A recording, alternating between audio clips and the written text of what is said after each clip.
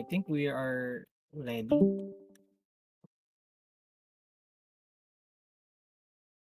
Yup, we are now live on X. Gmet, everyone. Gmet, guys.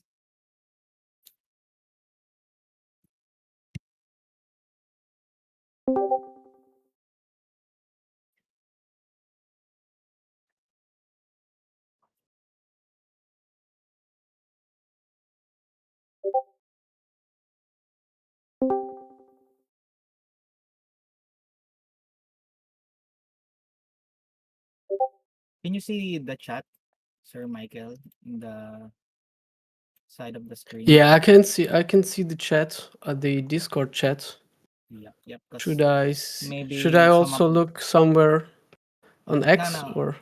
I think I'll just relay the questions here, and then I'll just Yeah, ask them for you. yeah, that will be Yep. fine. Okay. So if you First of can all, just thanks for having me. Thanks for the invitation. And I apologize a little bit for my voice. If it's get a little bit a bit sick today. I have Corona since 1.5 week. But anyways, I hope we will handle this. So should I share my screen right Yep. now or? Yeah. Okay. So first we will just ask you some questions so we can know you better. Sure. Let me know if you can see my screen. Checking.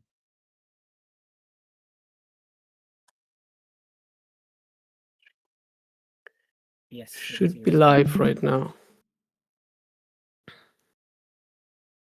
Okay.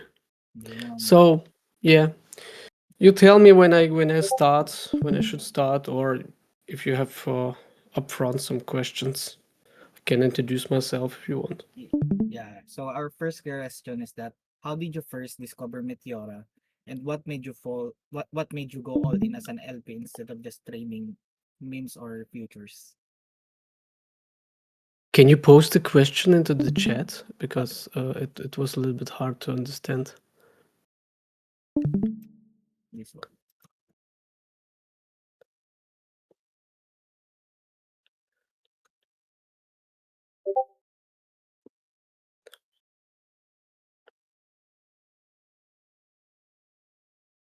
Yeah. Okay. Great question. I'm into Meteora since January 2024. It was in the time when I was very active on different DeFi protocols to actually LP. It was the time where I used Uniswap and also discovered Trader Joe on Avalanche and Arbitrum. It was a time where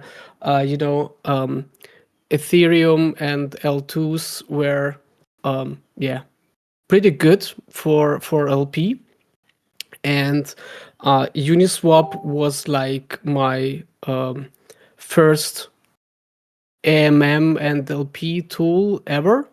And then after the Arbitrum and Arbitrum Airdrop, I discovered some other protocols and AMMs.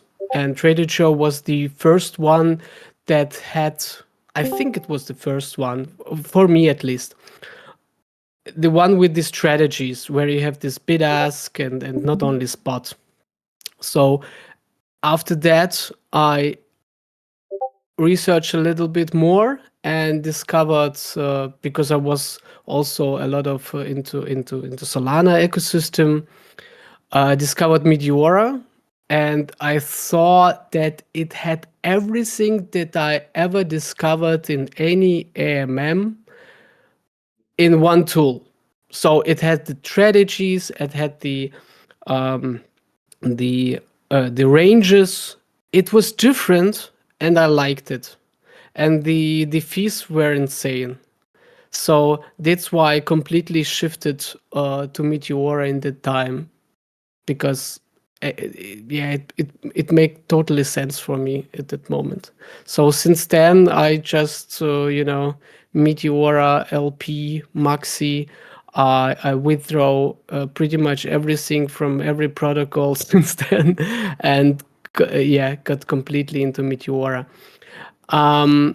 Yeah, and of course, I had a big trading background back since many years, and that helped me to you know to find a strategy to understand how it works, maybe faster than if you're completely new into crypto. So I had a lot of background before I got to Meteora, and everything, every piece, every experience that I had in the past came together and helped me on Meteora to understand it and be successful. So trading, technical analysis, DeFi, crypto in general, understand how the token works and everything else. So everything in one platform, and that was yeah, pretty much Yep. my start.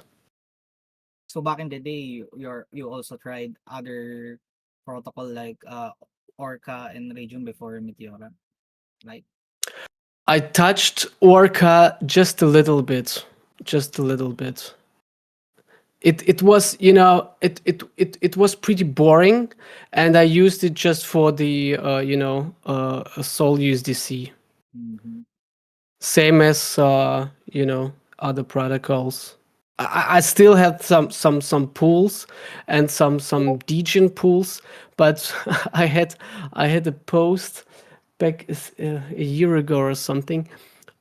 Some tokens. I compared some tokens on Uniswap with some tokens on Meteora, and I had a comparison with the degen token on Base Ethereum chain with one of the tokens on Meteora, and I had like for 3 months the pretty much the same amount of fees as I had on the Meteora token on one day, and that was the biggest comparison for me in terms of profits and how the DeFi shifted from Ethereum to Solana ecosystem. Thanks. So someone asked here that have you tried also ETH before Solana? Like have you grind any protocol in ETH Yeah, before going to? yeah. I was, yeah, I tried pretty much every AMM on Ethereum, and also on L2s, because I have also the retro drop experience. So I tried pretty much every L2 protocol with the AMMs, also the Stark protocol, Base, Arbitrum, Optimism, everything that it's out there. Tried everything. So someone asked here is that Also, if you yeah, are yeah, like also, airdrop also. farmer or casual Yeah, yeah, farmer. yeah. I have airdrop farmer background. Absolutely. I mean, it is. I don't know if it's a positive or negative for someone. It's for sure give you a good background and good technical things, a good technical experience. So this is something. This is for me was very helpful, because you touch a lot of AMMs in DeFi and understand them much better. And if you have this background, you will be much more successful on Meteora. Yeah. So for the next question is this. I will just set it in here.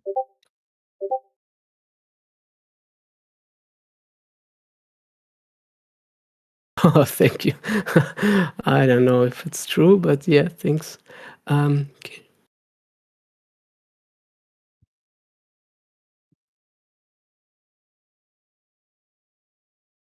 Yeah, as I started with Meteora, I had this typical AMM way of thinking where you just go 50-50, for example. So you mostly don't had, as I started, I didn't had this one-sided mentality. It was always ETH or AVAX or bigger tokens where you have pools with USDC and you try to be like 50-50 or 60-40, something else. Try to find a good range and stay in the range. So as I started, it wasn't that trading. It wasn't that how to properly describe it. This trading mentality behind it. So I started as a AMM, try to catch the volatility way of thinking, and then after see how the tokens actually move. I had this shift in my brain where I needed something more reliable on the first place and something that is more safe. So buying a token from any range, it doesn't matter, wasn't that good in this moment. So then I discovered, yeah, you can go one-sided. You can even, try to get 2080 at different ranges because Meteora gives you all the opportunities. You can have many ranges in one position. Sorry, you can have many positions in one pool. This is also a thing that was groundbreaking for me because you have this possibility to go 50-50, but not in one range. You can have 50-50 in two ranges. So you can have like one position only of token only, base token only, and then one position with quote only, for example. And then I tried many things. And over time, when you try and fail, you share some strategies. You came up with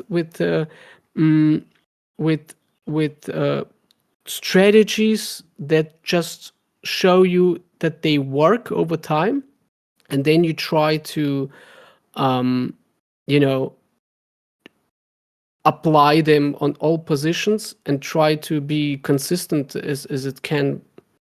So I wanted to find something that is reliable on every position because when I started, I tried different things on different positions and different tokens, and it didn't work well. So the goal was try to find a strategy that you can apply on every single token, on every single pool, over and over again. Because only by doing this, you can be consistent over time. And you can adapt every strategy on your own needs, right? So you don't have to apply it 100%. So you can, you know, change it slightly on every market condition. Like, for example, we had the time back in the day 1 year ago. If you look how our open position, it was always like minus 50%, right? And yeah, and then we have, I think, some mics on. Wait. And then the Can you unmute your mic, Mr. Ray Nilagan? I think it's okay now. yeah, now we are good. Yeah, and yeah, as I thought back in the day, we had some more volume. We had more traders. We a bid-ask position minus 50% was pretty safe, and now minus 50% range is can be really dangerous. And also we had a lot of heart attack strategies where you go curve. I don't see many people doing this right now in the current market conditions. So you have like your tooling. I have my own strategy that I use over and over again, the layer cake. We might look at it later. And this is like, 80% of all of my plays is the layer cake strategy. Then also have like diversification move strategy where I have, wallets where I just open a lot of positions on tokens and try to to catch this volatility. And because you have a lot of them equally, some of them might perform good, some of them perform like middle, and some of them do not perform well. And because you have this diversification, you have a lot of them, you mostly are in profit because, like, I don't know, 5 tokens doing good, and if 2 tokens doing really, really bad, these 5 helps to cover the losses of these 2 that didn't work well. So I have a question for you, Michael. Yeah, Per day, how many position do you open? it So how depends. Yeah, it depends. I try when I do actively LP, I try to not go over 5 positions. So try to have like 5 positions open is the maximum that I can cover in terms of I can really care about them. Because if on the diversification move, I try to have at least like 10 positions open, because I try to search more saver tokens. So it's not a degen play kind of strategy. So you try to have to find tokens with a higher market cap, and then you don't need to babysit them a lot. So yeah, and in this case you can I open like more around 10. Like this is the sweet spot. So another question is, someone asked, do you miss the old crypto days or is it better now? Sorry. Do you miss the old crypto days or is it better now? Maybe The he's crypto asking it, what? crypto days. Like maybe saying if it the 2021 era of crypto, or maybe the 2020. Ah, okay. Yeah. As I said, I'm in crypto since 2016. Um, my I started as a BTC Maxi. You can call me like this. I'm just was just investing. I like the learn how to invest. I like the technology behind crypto. So the first years was really like buy a little bit of BTC, buy a little bit of ETH, XRP, Litecoin, stuff like this. And I started learning technical analysis. I also was into stock markets. So the first years was like discovering how investment works, how trading works, and how crypto in general works. And then after, you go deeper and deeper. You try ICOs, you try DeFi. I wasn't that much into NFTs. I was more like um, altcoins trading perps. stuff like this. So another question is, did you experience many rug coin before you create all these strategies? Yeah, absolutely. I mean, um, I was always. That's why I call me or I try to find the strategy that is really really boring because because of the trading experience back in the day, I discovered that only a boring strategy gives you the opportunity to survive. If you search for dangerous stuff, you get wrecked over and over again. So that's why absolutely I had like bad experiences. I had like tokens that getting minus 99% and stuff like this, and because of that, and because you try to um, find a way how to avoid stuff. You you think about how would it be when you perfectly play it. So this backtesting back in the day, and this backtest mentality, it's really important. And it came from technical analysis. When you learn technical analysis, it's really about going back in time, looking at the previous charts, how it was historically playing out, all the situations, and you try to find a way to not maybe predict if, how it would work in the future, but at least have a plan. How would you play this or the other pattern when it comes? So this mentality and this playbook helps to find a good strategy for LP. And I don't want to say this is rocket science. I mean, everyone will find a strategy for him if he starts doing stuff, and then you try to optimize here and there. Here we try to pick.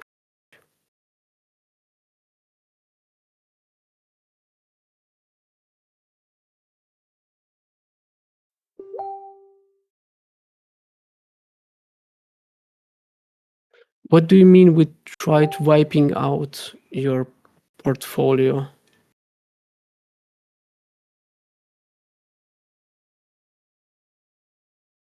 I think it's saying that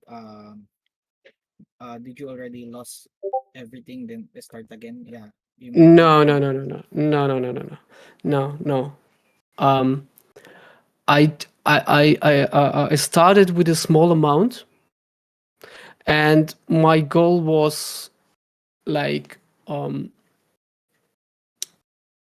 very cautious person, so I'm not a risky person, and this is I have to say, also in my trading days, I always was a very cautious person. That's why I never lost everything, because I never bet everything. So if you're not betting a lot or everything on positions, then you will never get a bigger loss. This is something that also trading taught me how to risk how to do a proper risk management on positions. I might have a chart here where I can, yeah, I always, yeah, if back in the day, you can have like always every position that I open, you can compare it with trading, and in trading we have like risk on position term. So how much did you put into the position? This is the amount you are okay to lose completely. And everyone set a different amount. So, for example, you have like 1% from all of your portfolio. You bet this on one position. So 1%. If the position getting wrecked completely, you just losing 1% or like 10% or 5%, doesn't matter. So you need to have this risk on position mentality, and you have to stick on it. So this is something that I learned also on Meteora, is that when you find a token and you think, wow, I would do ton of money here because I know how it will play out, and you risk more than you usually do because you are convinced it will playing out good, and then you see how it is playing out bad. And I had a lot of tokens in my start where I had this conviction, wrong conviction, that I know how it will playing out, and it got badly wrong. That's why I had applied some rules from the trading experience, where I say, okay, I bet and always the same amount. In terms of, I split, for example, I have like tiers for tokens, so where you decide risky tokens and less risky tokens. And in for example, like tier 1 tokens less than 1 million market cap, you bet a certain amount of soul in it, and you stick to it. You cannot break your own rules. So, and this is the risk on position that you have. Like, for example, 5% of all of your LP, and it turns out when you get completely wrecked, you don't lose more than 5%. It's easy as it can be, right? So, of course, if you lose a lot of this kind of positions, then you have a problem. But at least you will try to avoid this, because it's hard to get wrecked 10 times in a row. Yeah, and because of that, also here the next let's call it slide, that I also try to get to the people is be okay to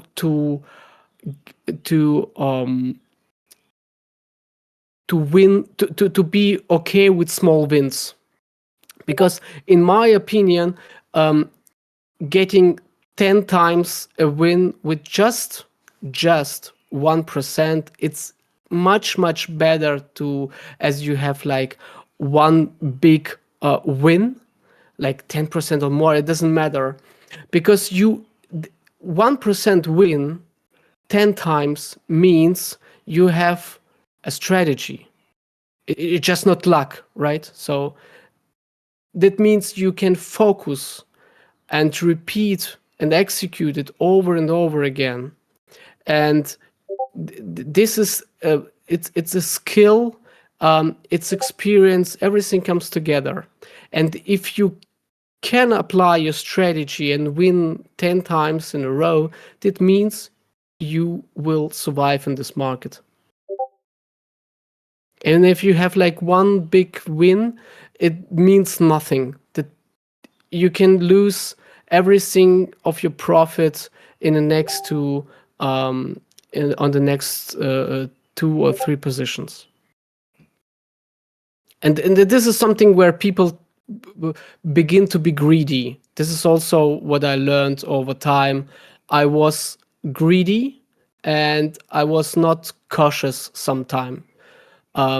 So this is something to be aware, where where you start to be greedy, this is a signal to stop and maybe rebalance, close the position, uh, and stuff like this. So I try to stop myself to be too positive, too, you know, yeah, like too positive on some tokens.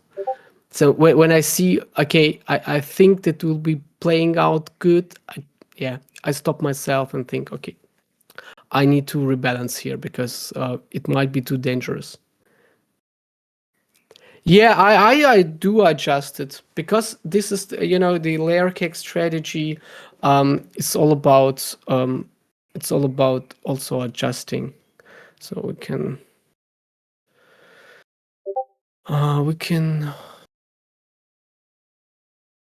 Someone asked Michael, do you get Yeah. FOMO? Yeah. FOMO is a good one. Yeah, FOMO is a good one.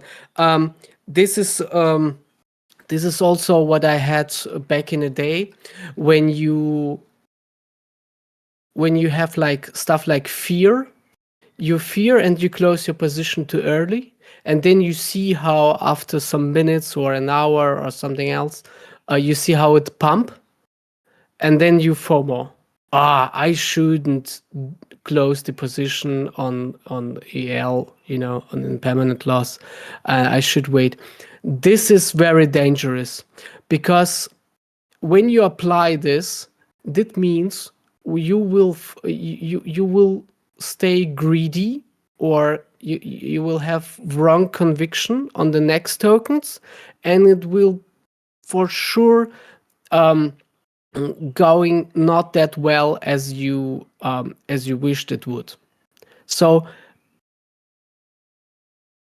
you have to you need to have your own rules. And you need to have like something like a statistic for your own position, like something like trading journal or something like this. You need to you need data, or something that you can align on, not only feelings. So if you have like once the a position where you had a big FOMO, you need to search for 10 times the same pattern, and only when you have this, at least 10, then you can apply this on your strategy. Because just once, when you have a position, when you FOMO just once, it might be not the right choice for the next positions, because it feelings and structured data, they fight each other. You need something that you can say, okay, here I had like 10 times the same pattern and it works very well. Then you can apply this, not just once, and you have like bad experience, you FOMO, and you think uh I will do this next time, and then it might fail. So you need a more structured way to do this.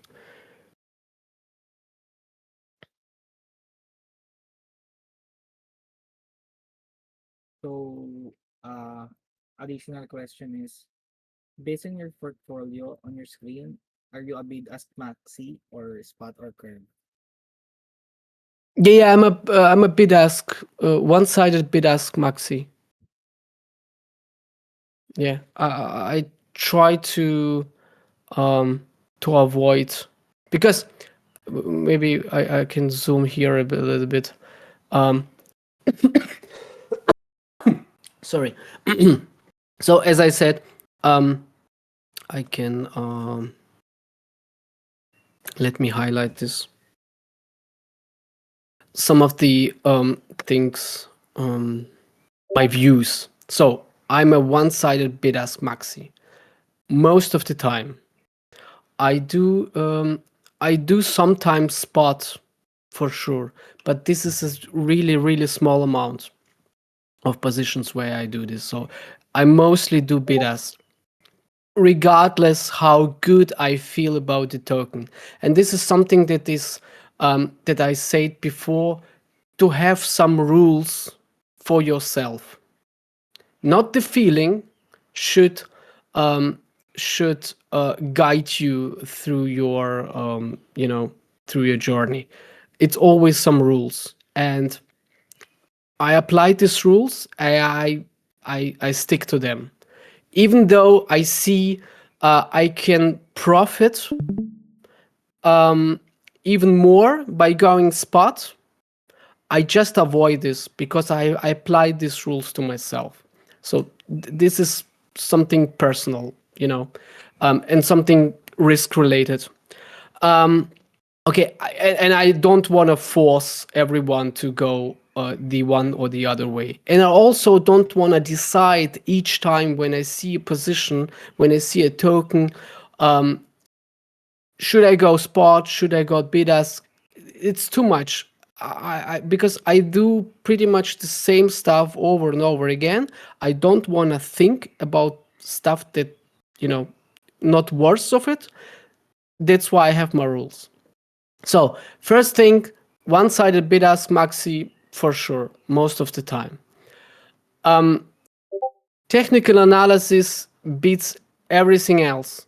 It again, it's just my personal view, because I have this trading and technical analysis background, and I see that it works, and it works for me. Again, it works for me, for my style.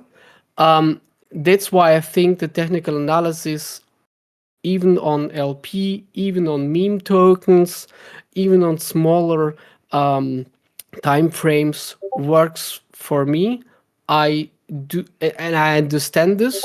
I apply this. So I do less on chain analysis. I do less, going social, try to understand the narrative of the token, stuff like this. So I do invest more in technical analysis than anything else. It doesn't mean that I don't look on chain. It doesn't mean that I do care about narratives and going on X. It just means that I do more of this, and this is just my view. Also, every token will go to zero. It is something that I just apply, and it helps me to play this game. Because if you convince yourself that everything will pump, so in general, I'm a very bullish person. I'm very bullish on crypto. I'm very bullish on BTC, that the market will pump. I also understand the cycles, but in terms of trading, in terms of LP, I have my own view of how the tokens would how the price action will go, and I always try to prepare for the worst, either than for a bullish case, right? So this is something that also part of my strategy. I always prepare for the next retracement, for the next trend reversal to the downside. And as I said, I do the same stuff all over and over again. I had this time also at the beginning of LP. I tried different things on every token. Okay, here I go like 50-50. Here I try to go spot and stuff like this. So always different stuff. And it got really, really bad most of the time, because you overthink stuff. You're not prepared for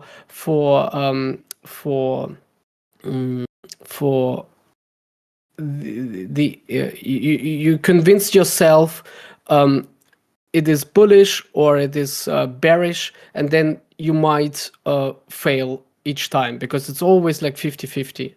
That's why I convince myself I have my strategy, and I do the same things over and over again. It doesn't mean that it will be successful every time, but at least I can compare over time and adjust. If you try each time something new, you can compare, right? Because if you do always slightly differently, you cannot understand why it got wrong. And if you adjust just one thing of all of your process, LP process each time, then you understand if it works, if it helped or not. Yeah, so this mostly explain a little bit my views. And maybe I can show a One little more bit of the question, yeah.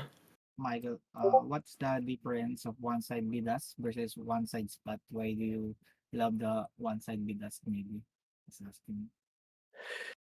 Yeah, it depends on it depends on the chart and how the price action is. I can show you maybe here.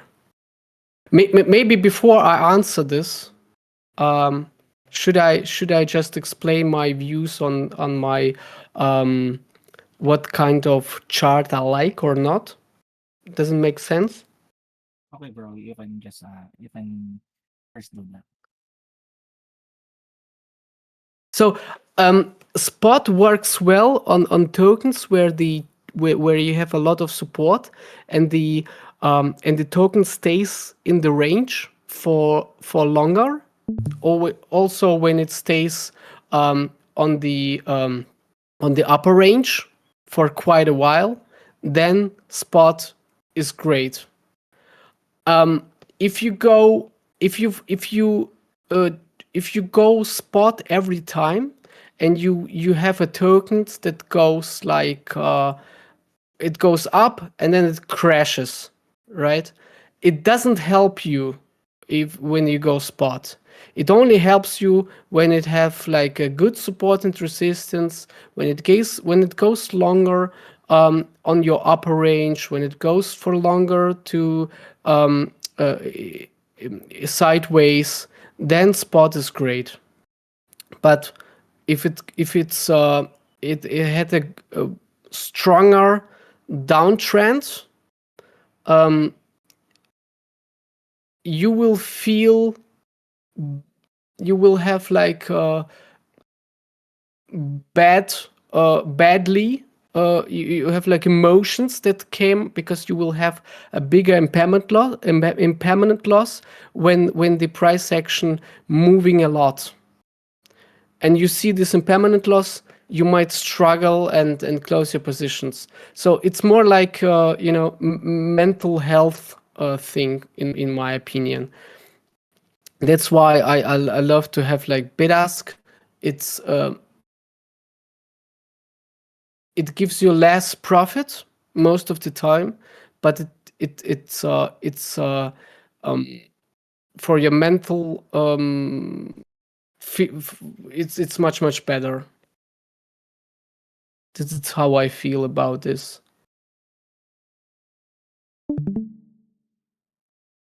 I know that for example, like Evil Panda strategy is most of the time like spot minus 90% as I remember. Um, I mean, it's good if you can handle this good on each position, and it works for you. Great. I'm more like as I said before, I'm more a cautious person, and I try to get less into. I don't say that it's risky one, but for me, it's more in the risk level. More riskier than have a bid ask. And because I do not have these, regular bid ask, I have this most of the time this layered one that I can explain later. It it's kind of mix of both of the spot and the classical bid ask.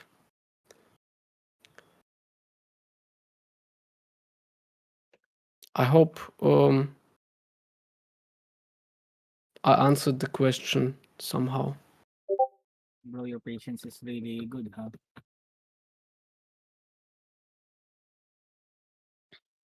So what is your indicator combination? Here's a question here. Yeah, that's where it's where it gets really boring. Um, let me. m- I don't really use much indicators, to be honest.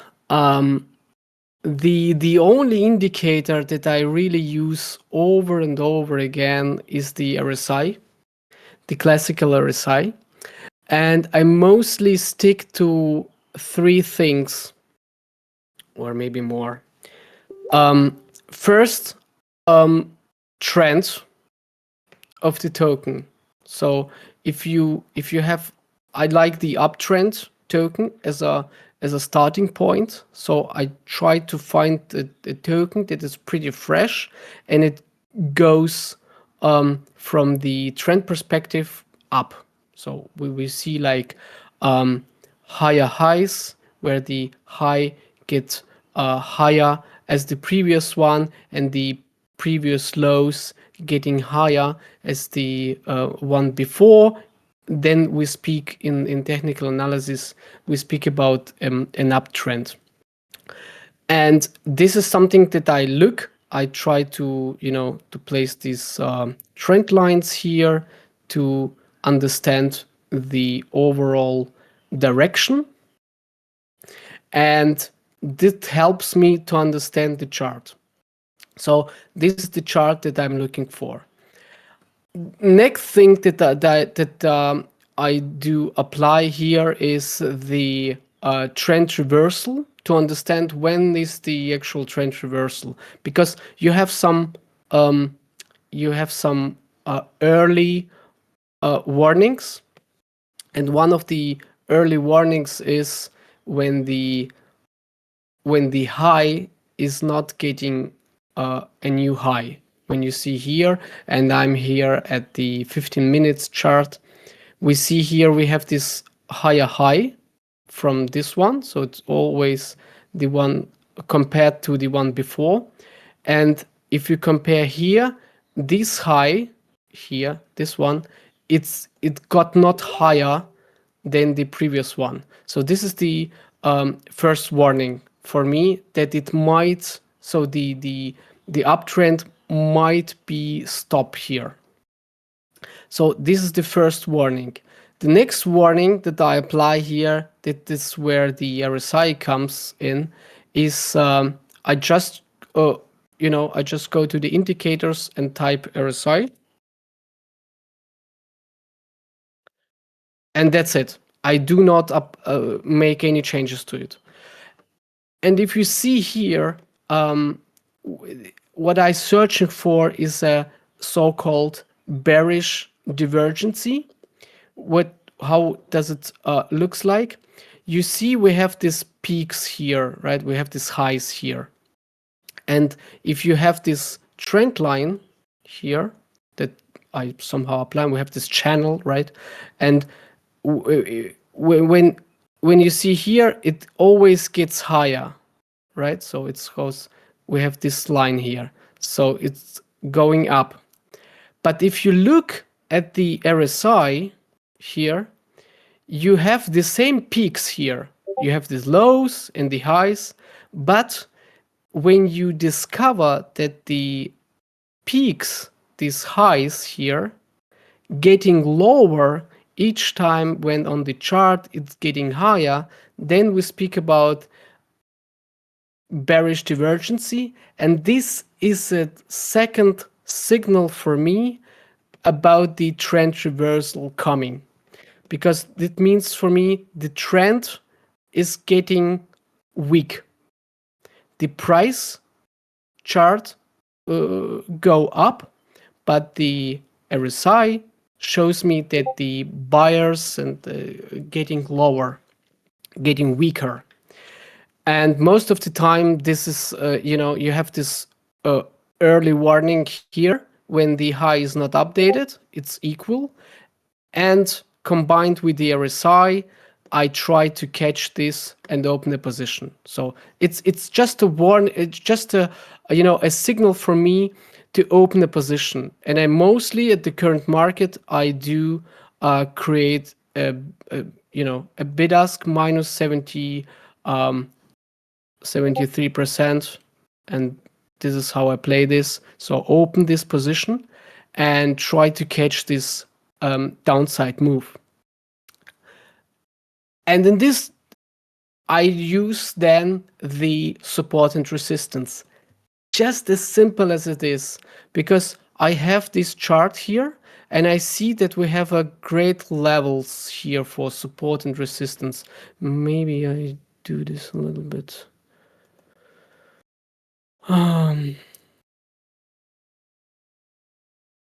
It should be okay. Let me have this a little bit thicker, yellow. So we have this, in my opinion, good support level. We have touch here, touch resistance here, breakout here, a support here, support here. So you see, when you look to the left side, you have this historical data, let's call it like this. And this helps me to understand where I would probably have a possibility of a bounce. And bounce means volume, for sure. And maybe, a positive price action after the downfall. So my strategy is to catch these bounces. And because I see this level, I also try to position myself for the bid ask to be safe on the last third when this bounce comes. What I mean by this is when let me draw a different one. When I will go minus 49%, like the 100 bin step, regular one, and we have like this. So it will look like this.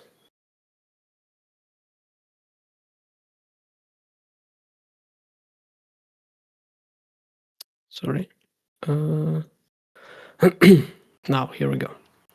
You see that it's much more dangerous, because when you would wait until this bounce, your position would be minus 80% on this second turn here, comparing. So let me do. So this is the regular one, minus 49%, 100 bin step. You see that this bounce, and you see that it got even out of range for a couple of minutes. So you would be completely out of range.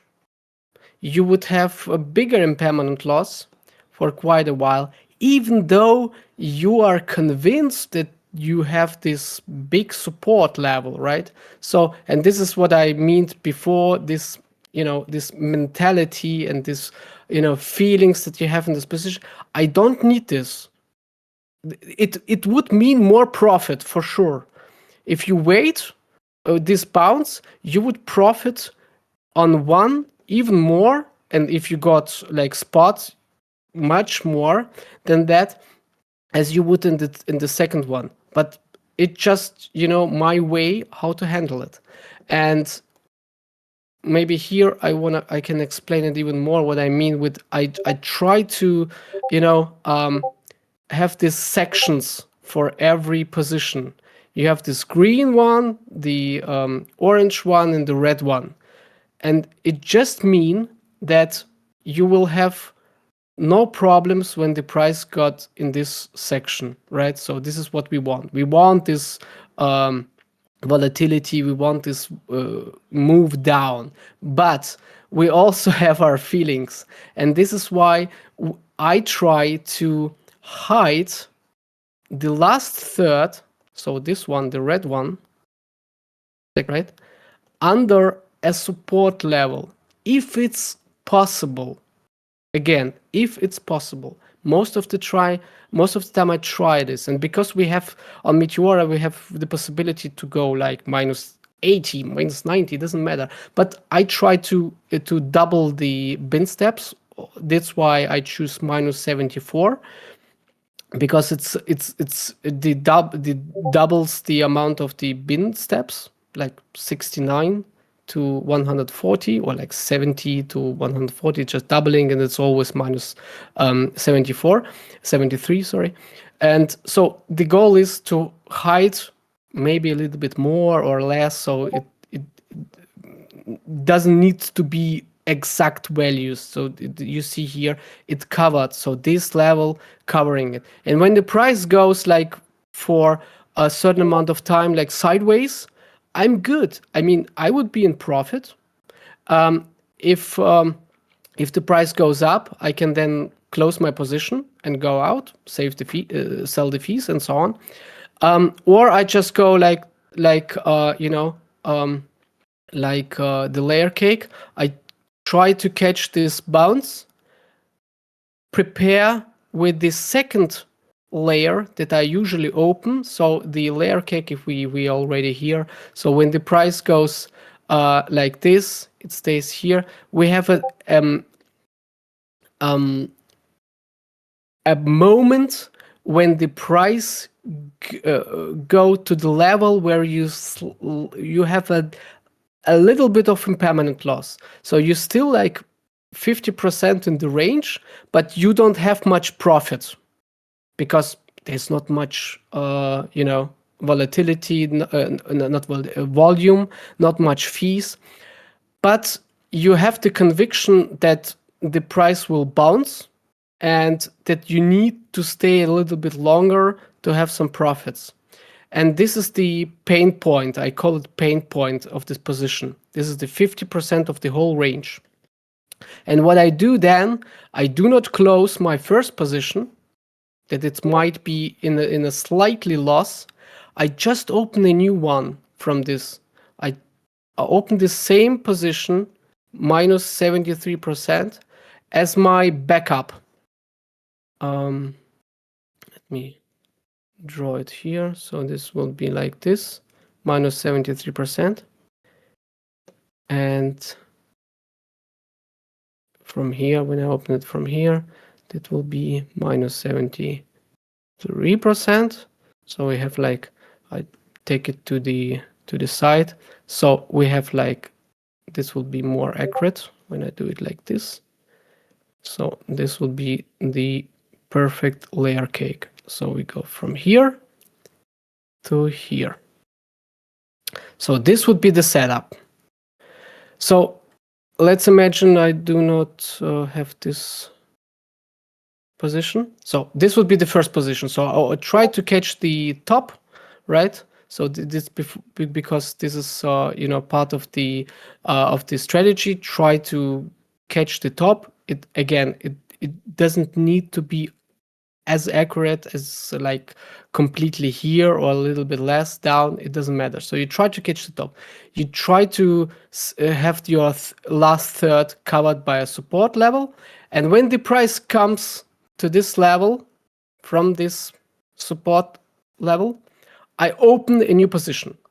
Just in case when the price goes down and I have like a little bit loss, and then I observe the position. I have the second one if the price action got really badly and after that it goes up.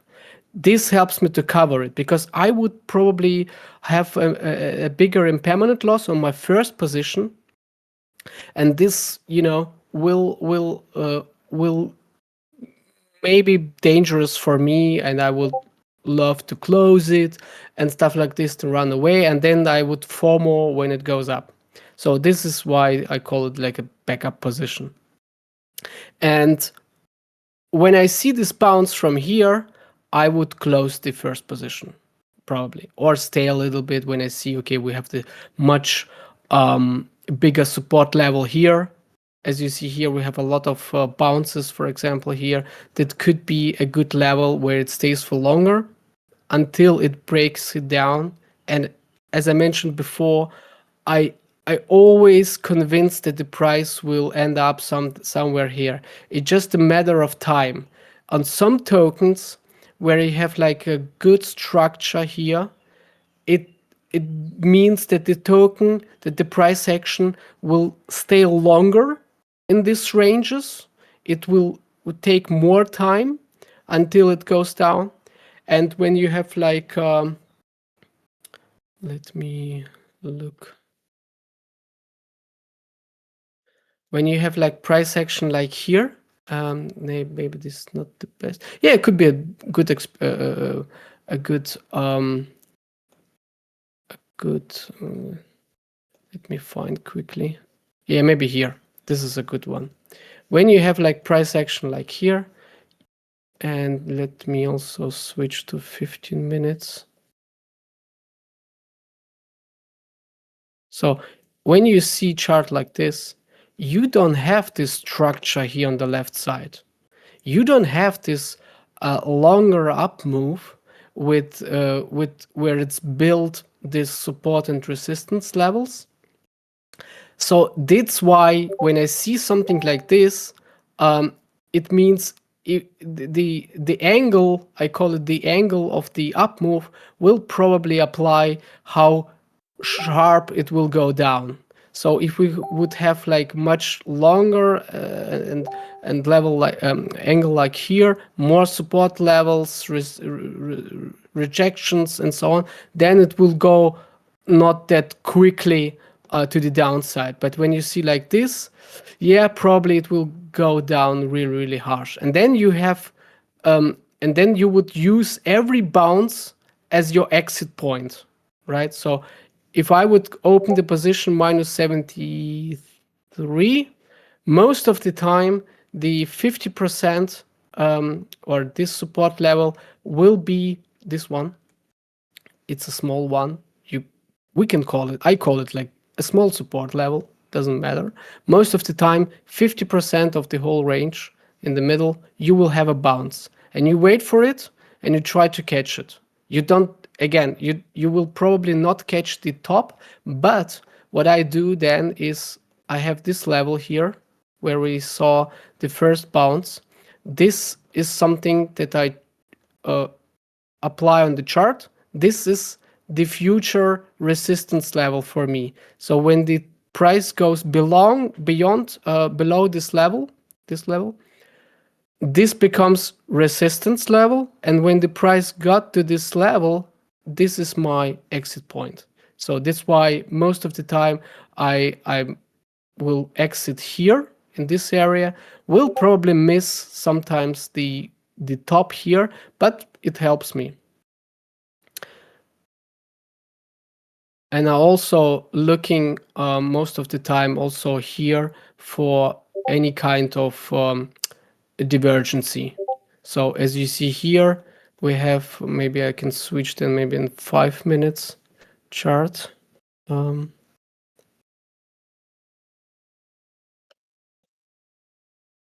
stopped me when it got too boring. Bro, you're doing great. So, Really love your. So here, for example, we have the same divergency that we can apply here. Let me do it like this. So you see that we have this bounce, and this is where I try to, to understand where to exit, right? So I need this turning point that can apply here, and we have the same uptrend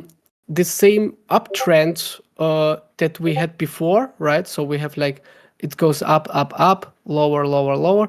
So we have this kind of price action, and then when we open the RSI, it gets the completely opposite way. You see here, it got lower and lower. So this lower, let's call it peak, it's the highest peak here on the left side, and the highest peak on the price is the lowest peak on the RSI. So it shows down, and here it shows up.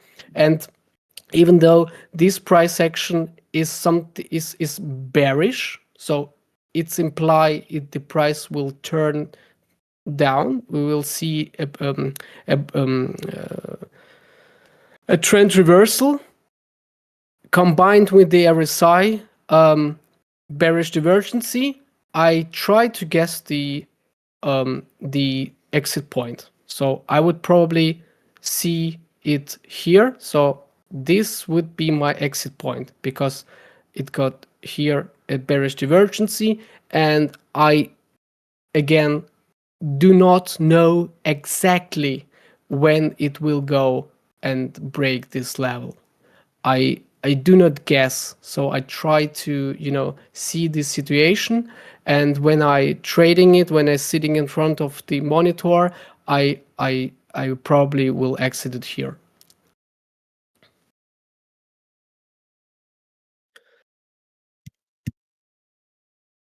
Yeah. So, do we have any new questions?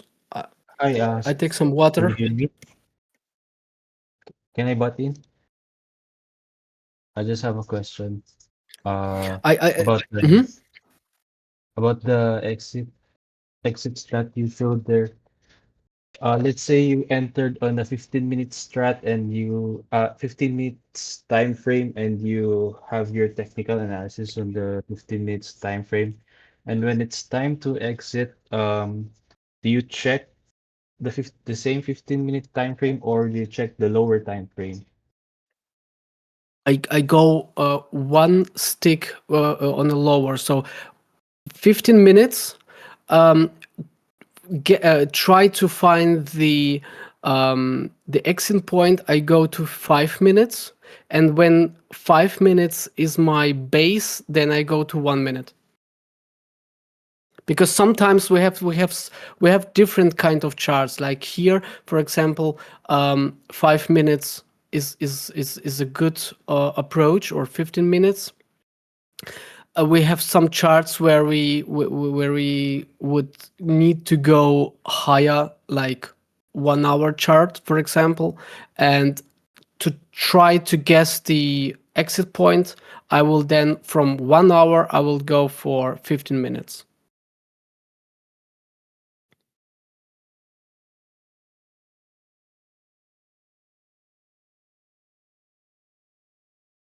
So always for finding a good exit, go to the a little bit less higher time frame. And in terms of time frames, 15 minutes and 5 minutes is 80 to 90% of the of all of the LP plays that I have. Of course, on bigger tokens, that might be a bigger one, like 4 hours and so on. So, Like for example here, like for example this one. This is a it's you can see the market cap. It's most of the time an indicator how quick or how slow the token will move. And in this case, for example, this is a bigger, higher cap token, for example. It might, and I'm here on the 4 hours chart, so I might do like 1 day chart, looking at it, and then I would go for 4 hours, and when I need to find an exit, then I would go for 15 minutes.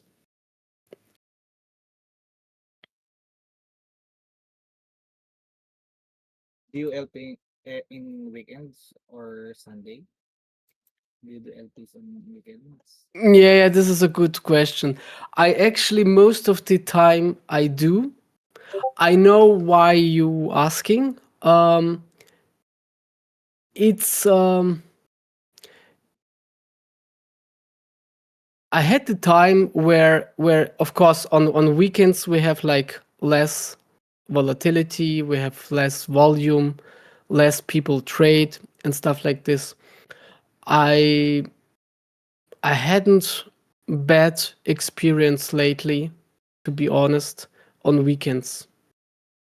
I remember a time where it was really, really bad, and there were like a conviction never LP on weekends.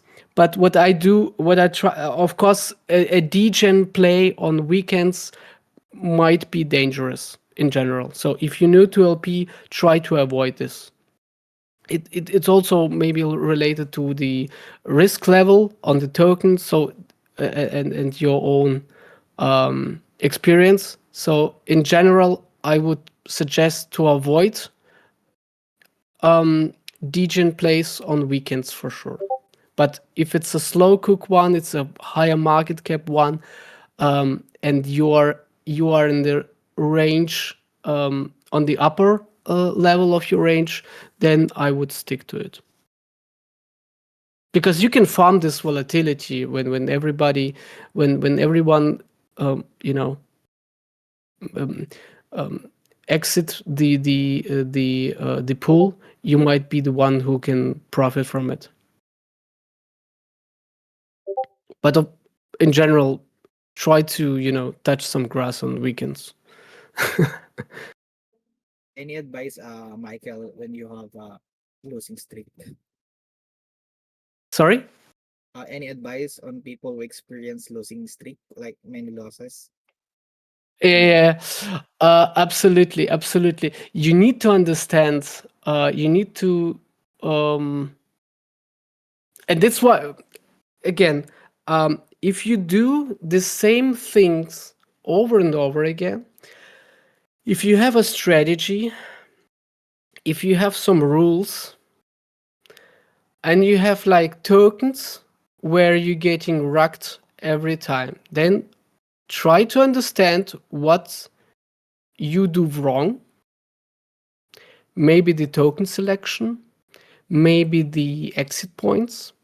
Try to find something that you do as yourself. Then there is the other side, the token itself. You can apply best technical analysis.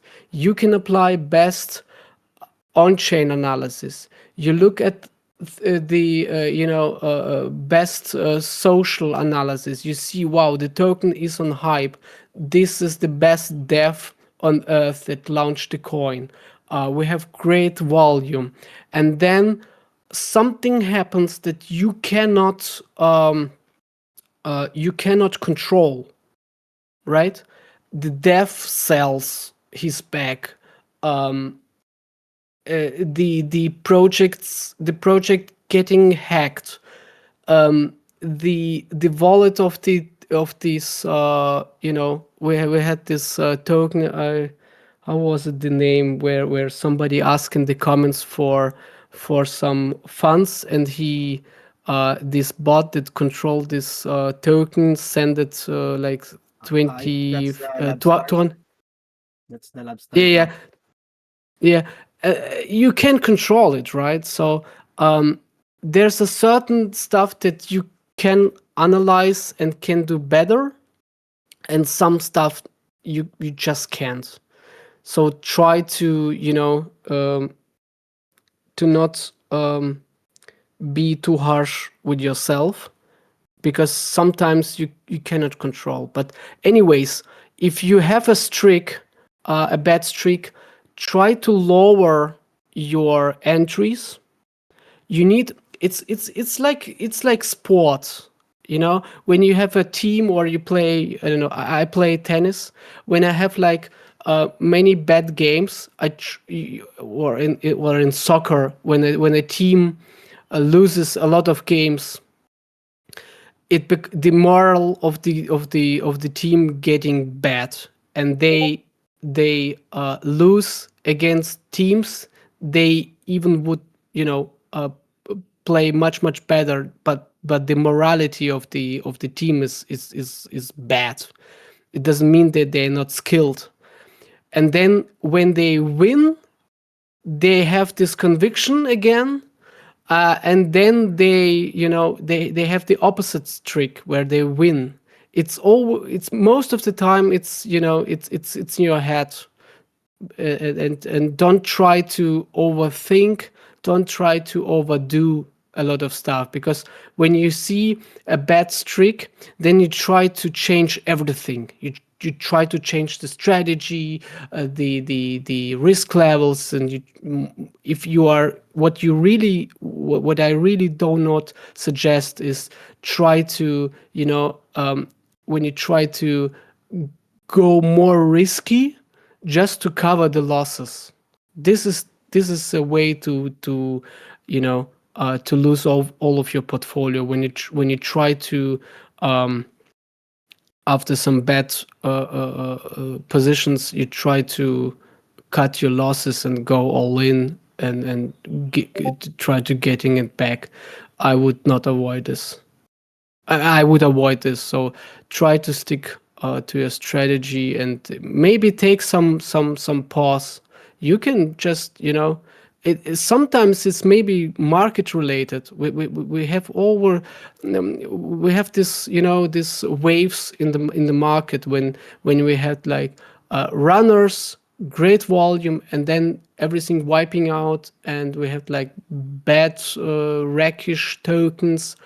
And just pause, take some breath, touch some grass, and then it is again, as I said, you cannot control everything, and sometimes the market is just bad, and it doesn't mean that you are wrong. Yeah. Great advice. So I think we all are we are already in numbers. I also wanted to cover something really important that I always do when I do one-to-one coaching, and this is something that I see a lot of times where people getting it wrong. It's the size of your position. It's not related to the price action and the overall market condition, stuff like this. If you see the amount of SOL in the pool, this and you have your own, as I mentioned previously, you have your own risk on position, and you see that your SOL is always you need to compare your position against the whole pool, right? So we have like here we have like 300 SOL in the pool, and on this side we have like 3,000. This 3,000 of SOL is your competitors, right? So they also fighting one-sided bid-ask positions or spot position, doesn't matter. They fighting for the fees against you. And if you have a low amount of SOL in this pool, where we have a lot of SOL, then you will probably getting not that much. Depends, and here you will get much more. So if you have like I don't know, 8 SOL, here you would have less fees than here, of course. But of course, it will get the token itself. This one might be not that risky as this one. This is the first thing. The second thing is that you have to pay attention to the liquidity distribution when you open the position. This is why people asking about the spot against bid ask. If you see this shape like here, of course, when the price will stay here for longer, you will be not that competitive with your bid ask position, because you have so much less liquidity to farm here, it just, you will get nothing of it. That's why you should always, pay attention how competitive you are. And of course, this also very important is to compare this metrics, the liquidity overall, right? The SOL liquidity, the 24 hours fees, and the volume. Because sometimes you have, this is an example that I always show just to, to visualize for yourself how does it work. And in this case, we have like 32 SOL.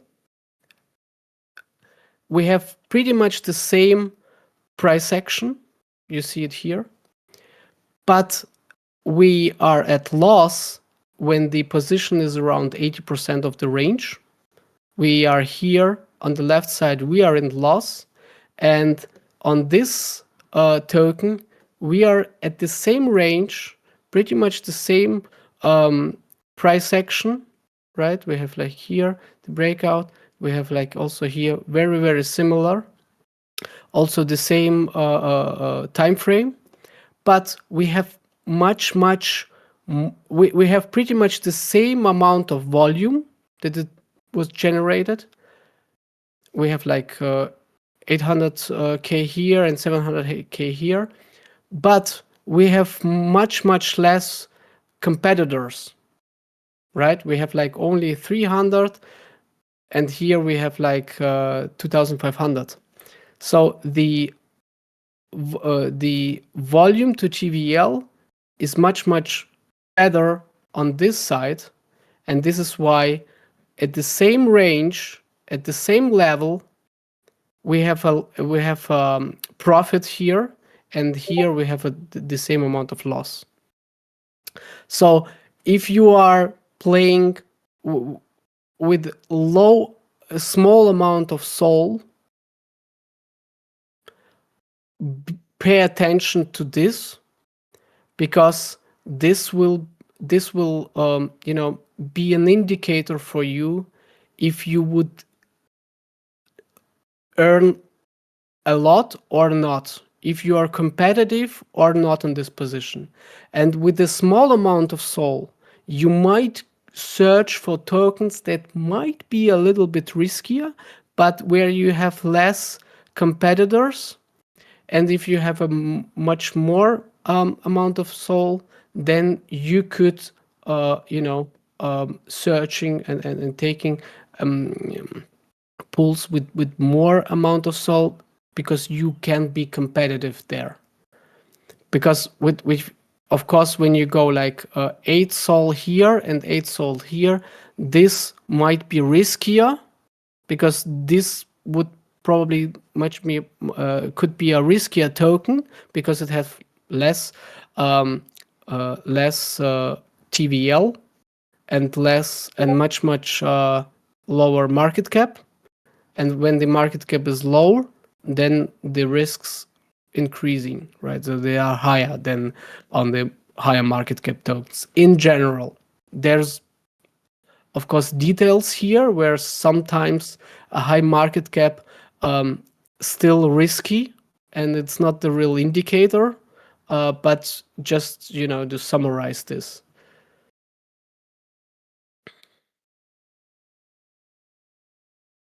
So, do you think we can have your presentation, because I think everyone loves your visualization. Yeah, sure, I can share it. There's much more, but just in general, yeah, this for this call should be okay. I will share this with you. You can then We will try to share write it in the an Discord. article about today, because I think everyone loves you. This is the most detailed, right, guys? Type W for Michael. This is the one of the most detailed alpha that uh, we Thanks, guys thanks. love you. Yeah, I try to be as detailed as I can because I try to show the people how to do stuff, what should they care about, and stuff like that. And in the end, you need to try it yourself, right? So you need to try and you need to fail.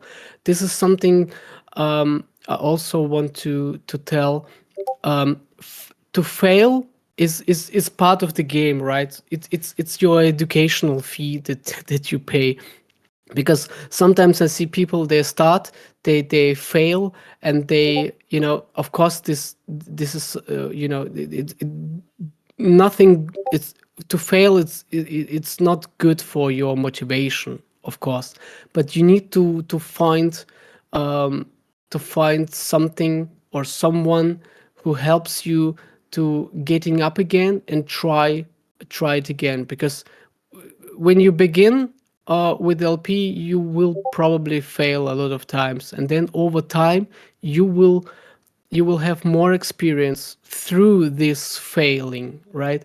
No one got ever experience from success only. It just, not the right approach. You learn more from your fails as from your success stories. But of course, also success stories are important. I don't want to say that success is not important. Only by profit, and you know how to win, right? But this in combination will apply on your overall experience. And I would also want to encourage you is to have something like is it here, like try to have a journal where you just it could be just a screenshots, right? So try to screenshot all your positions, and try to do it at your beginning, a middle one, and so on. So when you just screenshot every step of the price movement, and you will see that a lot of tokens do the same price action over and over again. And when you had a lot of these tokens, you will have like screenshots in your head where you can just immediately understand how the price action would probably do next time. So get these patterns in your head. Try to just screenshot it, would be okay, and then you can much better understand what you done wrong and when did you made a bad decision and something like this. So try, also write it down. It's also a good Do you have approach. a physical journal, like a notebook in your home? Yeah. Just do it. It's something that if you are new to LP, it's a must. I think does anyone here in Net Philippines do journals? Like, I think only few of us. I do, bro. I do. Yeah, smartphone. Always do trading journals, guys, so you can see your mistakes and you can improve your mistakes. So it can be a better LP. So any more Yeah. questions, guys? And this is mostly small stuff that you need to adjust. I had a lot of calls with people who had, this bad streak um, of positions that they fail, and I just told them to, small things to change, and then you becomes better. It's not the big ones that change a lot, right? So yeah, also this also comes from my tennis and sport background. My coach, when I do bad at certain point, he just tell me one thing to change, and it changed everything. It just small stuff. Do you still do one-on-one coaching, Sir Michael? Yeah, I did a lot of one-on-one coachings from the LP army. But at the moment, this is not active. But yeah, you can reach out to me. Anyways, I try to find a spot. Yeah.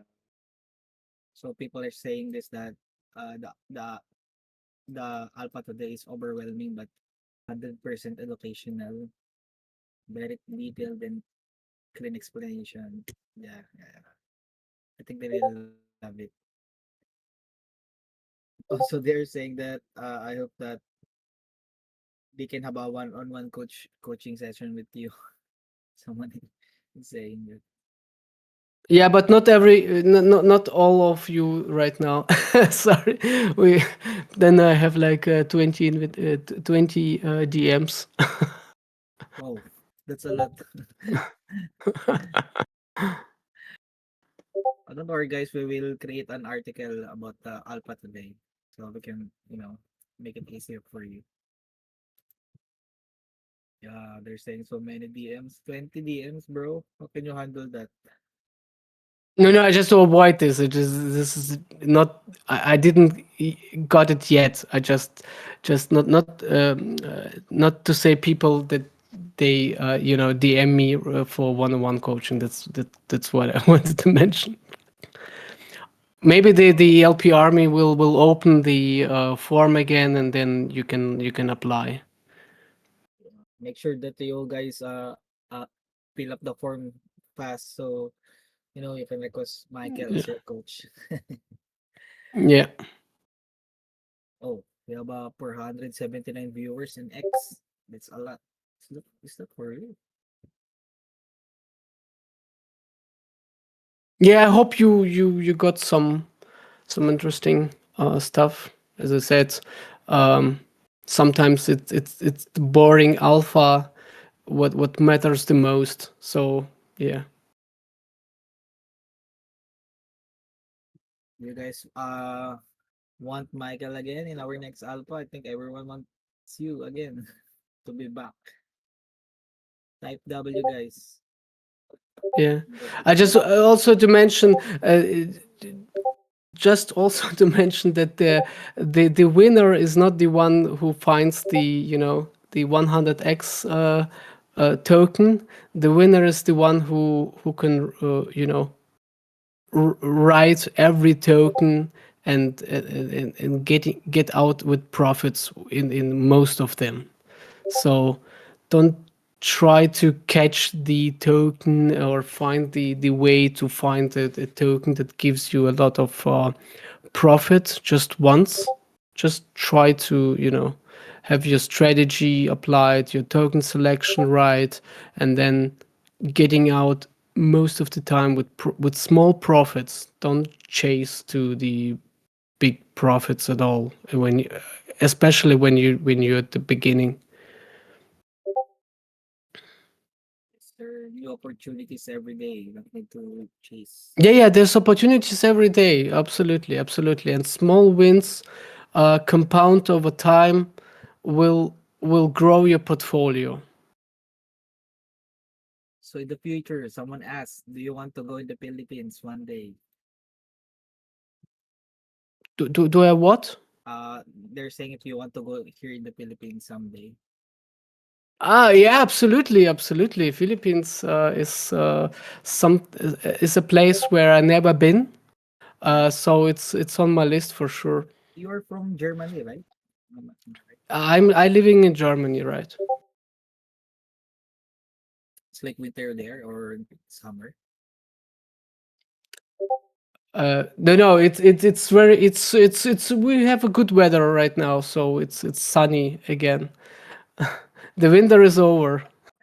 Because here in the Philippines, our season is summer right now, and it's very hot. It goes 40 Yeah, degrees that's good. Celsius. Yeah. That's what we're missing in Germany. So we have real winter, we have you know real spring and so So on. We hadn't much sun the last months, mm, unfortunately. Cause my wife works in a German company, so they're saying that it's very cold there. I Oh, think cool. as Yeah. here in Philippines, the summer is like hell. Yeah. Very hot. But yeah, yeah. For Europeans, for sure, that's not the best conditions. So any more questions, guys? This I is have a the law. question. This okay. Go.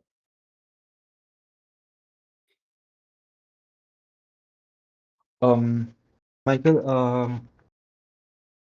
can you talk about how you close some losing positions? I noticed that you talked about the layered cake. Is that what you call it? Uh, Yes. back, but Yeah. uh, This is a good question. Yeah. yes, because I noticed that crime talks about when you do the bid ask and it's out of your range, you do the stop loss immediately. You close your positions. But for yourself, how do you do this? Yeah. This is a good question. So in general, I try to avoid to be out of range with no second position in place. But sometimes it happens. Yes. Um, let me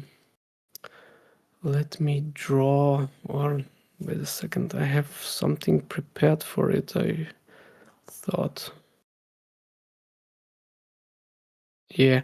So in general, um, in general, you have this squeezes, or not squeezes, you have these breakouts where you're getting out of your position and you had no safety position. So usually what I do, i'm I do, how to describe it the best way. So I do not close the position if it's out of range immediately. what I um what I do is, for me, the the price action is important. Um maybe I find, yeah, this is maybe a good chart to explain it, how I usually do this. So if I would be out of range from here. So, for example, let me draw this. So I open the position here, or from the top. I do the position like this. And here, I'm getting out of range. Here. So this is a good example how it sometimes might happen. So you are here, and I see this breakout.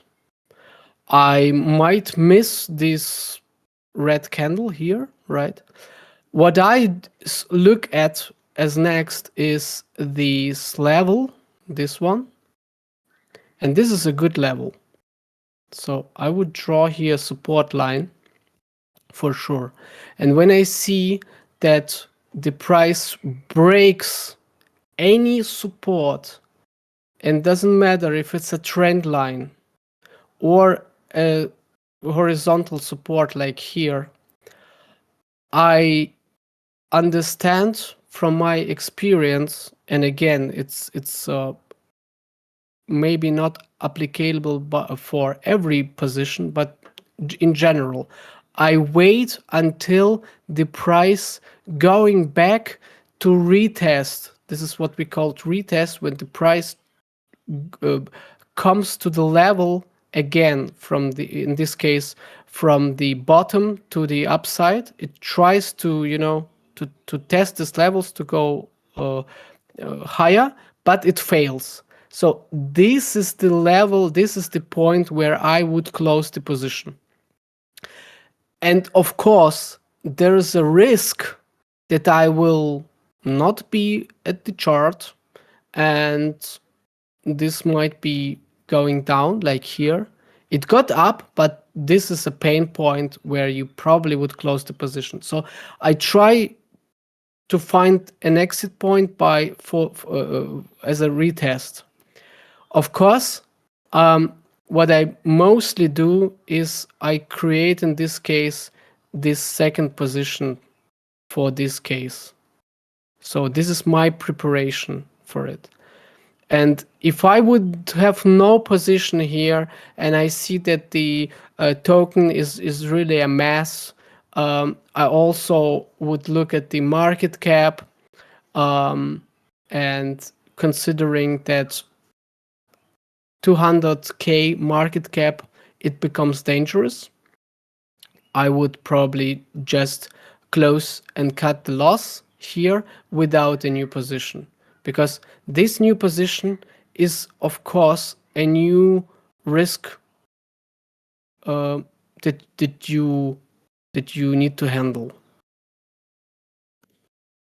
So to answer in general, just a breakout, just to the out of range, I look at the chart first. So the chart is the source of truth for me, where I try to find the answer. And in this case, it would be the retest. On some other charts, it might be something else, because I have more conviction into this moment when we break out here, because I see a lot of support here on the left side, and this gives me this conviction.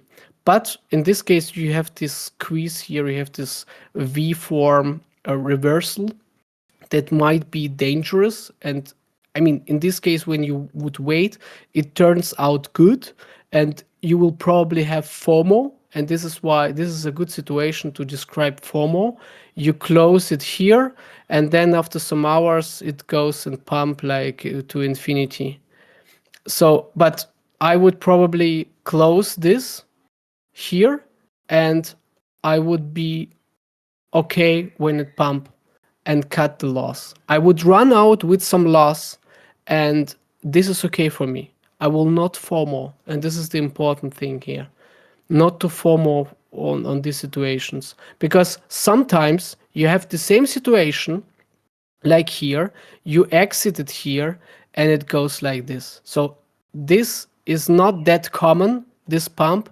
More common is the situation when it continues and it dies, and you have like 60k market cap at the end, and it goes sideways for infinity, like here, for example, or here.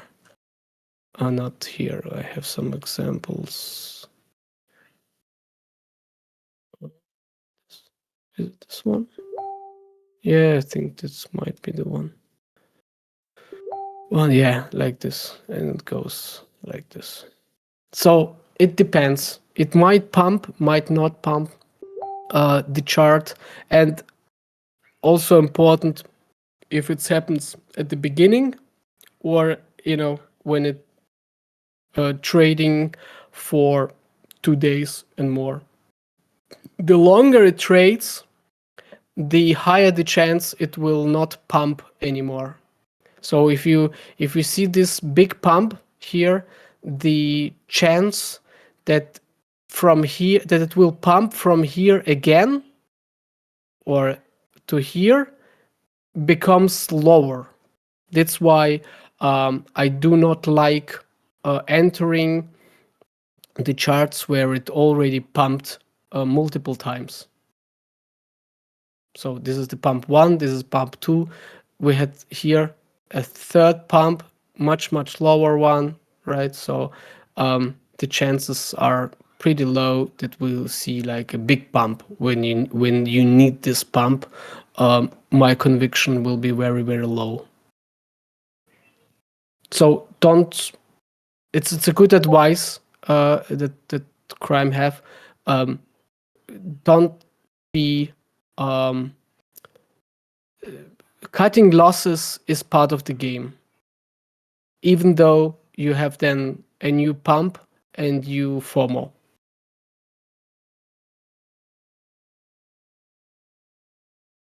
But also considering what I also want to mention, we can look at it here. So sometimes you have this big move. What I also want to cover here. Do not what is a bad decision most of the time. Again, just my opinion. To close positions here at these candles when you have this you have this move, you have an impermanent loss, and you just fear and close the position here, because you need at least, when we speak about the 15 minutes chart, you need at least 6 to 8 candles that convince you that the move is over. It's either in the reversal or not, but give it the chance to bottom, because the impermanent loss will be the highest within this candle, and if you're still in the range, then you might get some enough fees on this on the next 3 or 4 candles that will to be break even, and then at break even you can then close, for example, if you are not convinced that it will go higher. But my suggestion, from my experience, I do not close at this last candle in this case, or at this one. I wait, even if it's painful. Of course, you sometimes, okay, in this this why I go wider, right? So this wider range helps me, that it's in this case not painful for me. If I would, as an example with the minus 48, this will be painful for me. So that's why you should decide which range is best for you in your emotions. Some people don't care, and if you are if you have a smaller size position, then you with 0.1 sol, you will not care a lot. If you have like 10 sol here, you will have a lot of impermanent loss, or you have a bigger loss, and then this should be not painful for you. This is really important. It's also from trading experience, because this pain will have a lot of impact on your decisions, and it shouldn't have. So if you have pain on these levels, then lower your position size. Do, I don't know, 20 positions with a new lower size, became more conviction, and then you can increase this again until you get a new pain point where you need to lower it again. So this is what I usually do. So when I started with 1 sol, get a lot of trades, LPs, then go 2 sol on position, be have you need to be okay with this sizing, and then go to 4, 8, and so on. So this is in general the way to go. And if you have some troubles, then lower your position, because only these impermanent losses are impacting your decisions,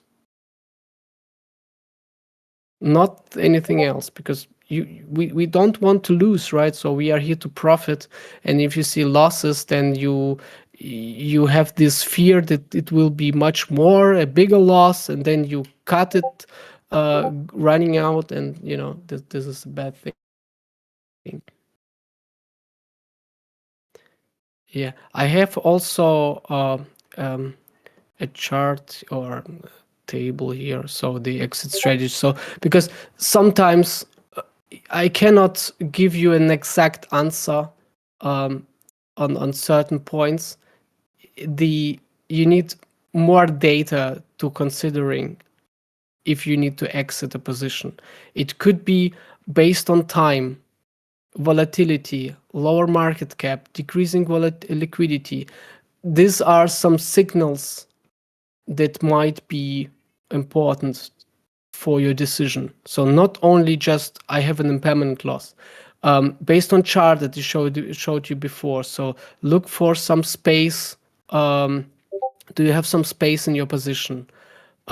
Overnight farming also a thing that you have to consider, right? So if you are if the price is here at the beginning of the last third, and you're going to sleep, maybe it's better to close this position, right? If you are going to sleep and your position is here, this is much safer, right? So considering where the price is, just to sleep better, for example.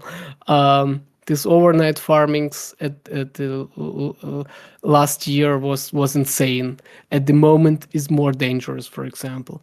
As I said here, enough support levels. If you see like chart like this and you are here, you see there's no support at all. Yeah, maybe better to close this position because it might be becoming dangerous. So as I said, the chart gives me most of the time the decisions that I usually make. Then it's chart driven a lot. Yeah, and also based on fees. Sometimes it's just you can just have like 1 or 2% just close the position. Maybe sometimes also if you have a bad streak, try to find a way to have a better to become a positive streak. But this is something that you can apply if you have like when you close the position very very early, just to become confidence again, right? So you don't stay long for the position. You see a small amount of profit, close it to get this feeling, to get this positive feeling again, and then find a new one, get a little bit of profit, close it, get a little bit confidence, positive feelings. That helps. We are all humans. Emotions are sometimes everything that drive us to one side, to positive side or a negative side. Yeah. Okay. Sorry, it was maybe too long the answer. Yeah. Thank you, Michael. So guys, Sure. any more questions? Oh, this is a question, bro. Are you a former teacher? They're saying because you're good Sorry. in explaining. Are you a former teacher or professor because you are very good in explaining things? No, I'm not a teacher at all. I'm from IT, so yeah, but yeah, I doing it for a long time. That's maybe the answer. So I had to for some years ago I also teached how to I teach technical analysis and stuff like this. So yeah, it's the background related maybe. But thank you. I take it as a compliment. Yes, yes. They're saying that you should be here again in the next alpha next week. Yeah, sure. You can. Yeah, thanks. Yeah, invite me in the next Yeah, weeks. yeah. Yeah, if you. Sorry guys. We already have another guest. Maybe next week. Yeah. Sure. I Anyway, so come. I come back. Any time later. So I enjoyed it as well. Thanks. so yeah, guys. You need to read all of Michael's strategies. You can see it in LP Army. Yeah, you On can see it on 29. the website for sure. Yeah. I think you're the Um. number one with you're the with the most strategies. You written the most. Am I wrong?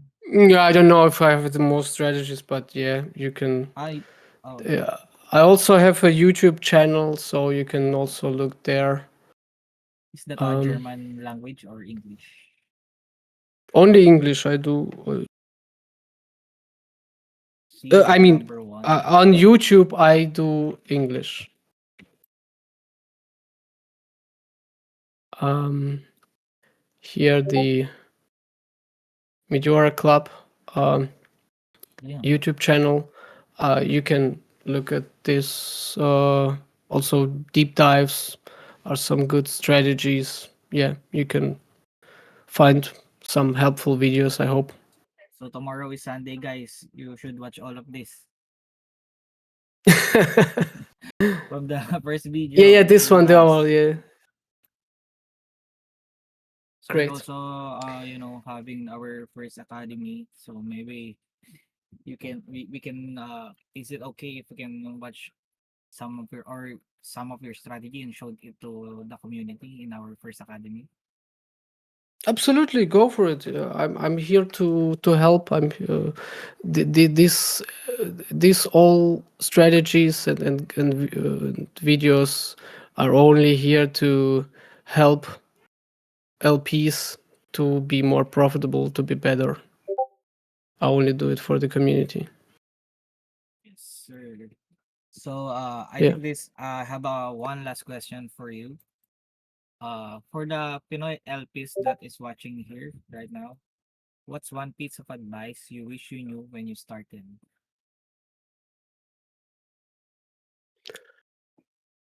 This is a good question.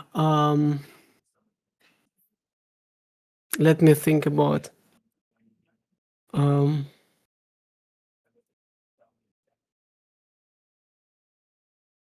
yeah, there's a lot of stuff, but yeah, I think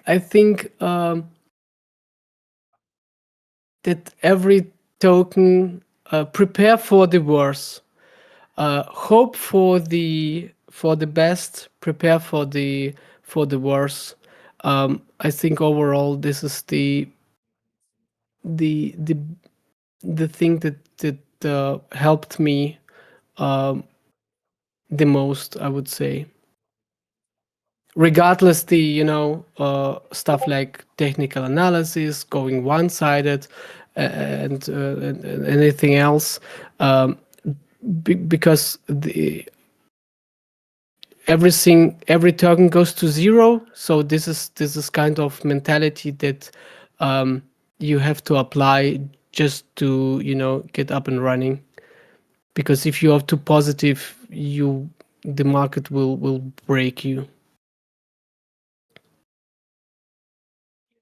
So always minus 90% range. That's the worst. What do you think? Yeah, I mean, the trenches are harsh, and you need to understand this.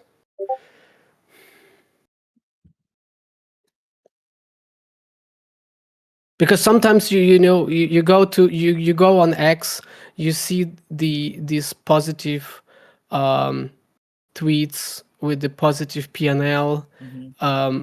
and you get too excited. You think the You also people get are FOMO. only earning. You get FOMO, and then you try it, and you see that it's maybe not that easy to go, and then you get really demotivated. That's and yeah, because you were too excited, and most of the people out there do not show you their losses. They only show you the positive side, and you need to understand how to handle this the losses, the negative sides. And this is something that you need to learn and to teach yourself. There's a lot of you know self conversations that you need to do with yourself. You have also community helps. Try to try to ask the community, because we help each other. This is important, but in the end, when you sit in front of the monitor, you need to do a decisions, and you need to and the amount of bad decisions at the beginning will be high, and when you become more experienced, the amount of bad decisions will be less over time. So try to speak with yourself, and only knowledge and experience will gives you better answers in the future. So if you are new, you have less experience, you have less knowledge. That's why speaking with yourself will most of the time be not that positive. But at the end, when you learn a lot, then this conversations with yourself will be much more efficient and profitable. Because this is what with the self conversations, I mean, when you look at the chart, and you uh, sometimes you speak to yourself, and you are try to find some hopium.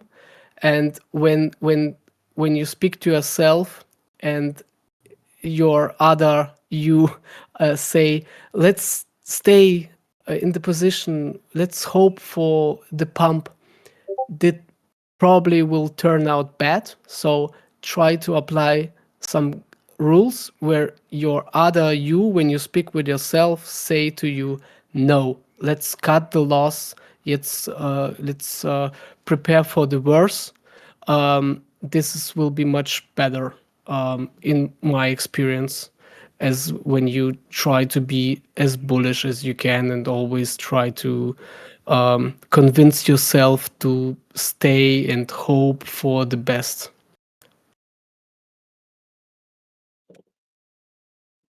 Yes, sir. So I hope that you guys learned something from Michael today.